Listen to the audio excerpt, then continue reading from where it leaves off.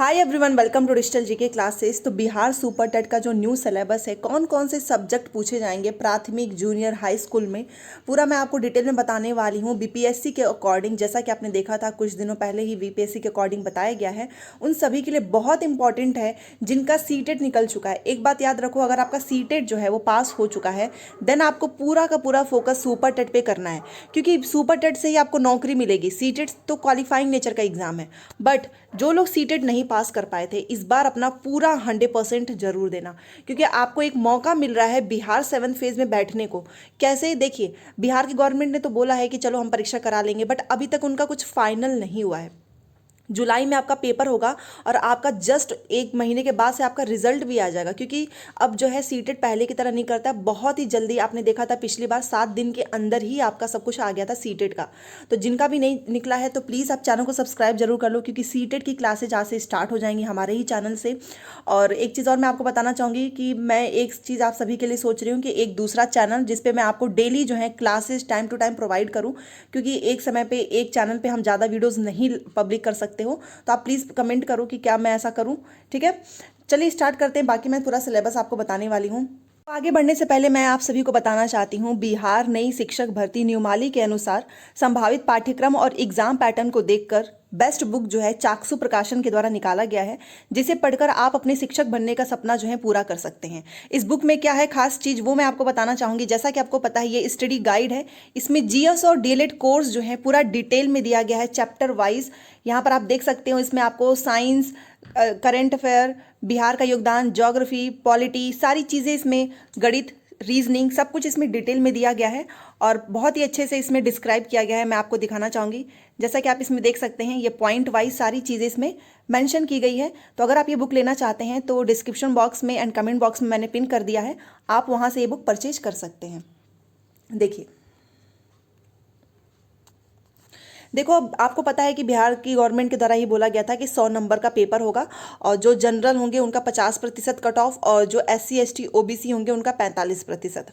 ये passing criteria है, इस पर आपका सिलेक्शन नहीं, बट येस इतना है आपका तो आप पास हैं, ठीक है। जैसा सीटेट में होता है ना कि आपका 90 नंबर है तो आप पास है, उससे नीचे फेल है, वैसा ही इसमें होगा। नेगेटिव मार्किंग है नहीं, तो पूरा फोकस आपको करना है 100 नंबर के पेपर पे, ठीक है। वो कैसे, देखिए एक एक करके बात कर लेते हैं। प्राथमिक में आपका हिंदी होगा, इंग्लिश, उर्दू, संस्कृत, इसमें से आपको कोई चूज़ करना होगा। अब लैंग्वेज तो आएगा ही, क्योंकि आप प्राथमिक के बच्चों को पढ़ाओगे तो वहाँ पर आप भाषा का ज्ञान तो बच्चों को दोगे ही, ठीक है। इन तीनों में से कोई एक होगा, आपको सेलेक्ट करना होगा। ईवीएस होता ही है, मैथ्स, रीजनिंग, सीडीपी, ठीक है, प्लस जीएस और जीए। जीएस का सॉरी, जीएस और सीए। जीएस का मतलब वही आपका हिस्ट्री, पॉलिटी, ज्योग्राफी, और सीए मतलब करंट अफेयर। प्लस ये था ना इसमें कि ये आपका जो प्राथमिक वाला है ना, वो 10+2 के इतना लेवल रहेगा इसका, ठीक है। तो जो लोग भी प्राथमिक की तैयारी कर रहे हो, याद रखना 10+2 तक की किताबों से आपको पढ़ना है, चाहे आप मैथ्स कर रहे हो, चाहे आप हिंदी कर रहे हो, चाहे इंग्लिश कर रहे हो, ठीक है। उतना लेवल आप उस तक पूछा जाएगा। इनसे इन्होंने एकदम क्लियर कर दिया है कि हम 10+2 के लेवल तक का पूछेंगे। सेम जूनियर में भी इन्होंने बोला है कि 10+2 के लेवल तक का आएगा। इसमें भी आपका हिंदी होगा, लैंग्वेज 2 होगा, और आपका सीडीपी होगा, करंट अफेयर, जीएस होगा, और एसएसटी, और ये मैथ साइंस में से आपका एक होगा कि आप कौन से बैकग्राउंड से हैं, आप साइंस के बैकग्राउंड से हैं कि आर्ट के बैकग्राउंड से हो, ठीक है। तो आप ये अपना देख लो आप किस बैकग्राउंड से हैं। और हाई स्कूल में आपको पता ही है, 1,30,000 तो अकेले हाई स्कूल में आएगा, और अभी करीब 3 लाख शिक्षकों की भर्ती होगी, तो 3 लाख नंबर कम नहीं होता है। अगर आपने थोड़ा, बहुत ज़्यादा नहीं, बट फिर भी आप हर दिन पढ़ते रहे तो आपका सिलेक्शन कंफर्म है। इसमें पार्ट ए है, पार्ट बी है।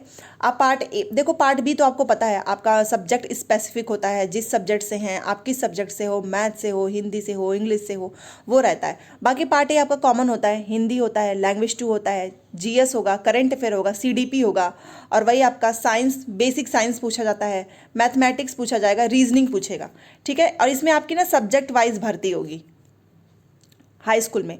तो ग्रेजुएट लेवल तक का आपको पढ़ना है, ये कंफर्म कर दिया गया है। तो जो लोग भी हाई स्कूल का फॉर्म भरना चाहते हैं, इतना याद रखो कि इसमें आपको ग्रेजुएट लेवल तक की पढ़ाई करनी होगी, तभी जाकर इसमें आपका सिलेक्शन होगा, ठीक है। और इसमें आपको, इन दोनों में आपको 10+2 का, तो ये सारे सब्जेक्ट सबके कॉमन होते हैं। देखो एक चीज़ याद रखो, बीपीएससी की तरफ जो सिलेबस बताया गया है वो भी आपका सीटेट या फिर बीटेट, इससे कोई बाहर की दुनिया से नहीं है। ये सारी चीज़ें आप पढ़ते हो इसमें भी, बट ये है कि इसमें लेवल थोड़ा सा बढ़ जाएगा। ठीक है, तो ये सिलेबस है, 100 नंबर का पेपर है और आपको पता है ये आपका 100 नंबर का होगा। और पार्ट ए आपका 50 नंबर का, पार्ट बी भी आपका 50 नंबर का। ये नंबर वाइज ये डिपेंड करता है किस सब्जेक्ट को ये कितना वेटेज दे रहे हैं। ठीक है, बाकी अगर आप 50% का, यहाँ जनरल की बात कर रही हूँ, इतना पार कर जाते हो तो आपका सिलेक्शन कंफर्म है, क्योंकि 3 लाख में अगर किसी का सिलेक्शन ना हो तो ये तो बहुत बुरी बात है, क्योंकि इतने कम कम नंबर में भी बच्चे बहुत ज़्यादा नंबर लेकर आते हैं। ठीक है, तो चलिए मैंने आपको बता दिया। बाकी चैनल को सब्सक्राइब जरूर कर लेना, क्योंकि यहाँ से आपका जो लोग 7th फेज में शामिल होना चाहते हो ना बिहार के, और जिसका सीटेट नहीं क्लियर हुआ है, इस बार याद रखो कि आपको सीटेट हर हाल में क्लियर करना है, दोनों पेपर, पेपर 1 पेपर 2। और वो स्ट्रैटेजी मैं आपको बताऊंगी, जैसे जो चीज़ें मैंने फॉलो करके एक बार में ही बिना किसी कोचिंग के कर लिया, वैसे ही मैं आपको फ्री में सारी चीज़ें बताऊंगी। कोई ज़रूरत नहीं है आपको कि आपके पास पैसे नहीं है, आप फिर भी पैसे लगाते रहो। ठीक है, जिसके पास पैसे होते हैं वो तो चलो सब कुछ किताब भी खरीद लेते हैं, कोर्स भी ले लेते हैं। तो आप जो है पैसे लगाइए, बट सही चीज़ पर लगाइए। ठीक है, तो चलिए मिलते हैं नेक्स्ट क्लास में। Thanks for watching.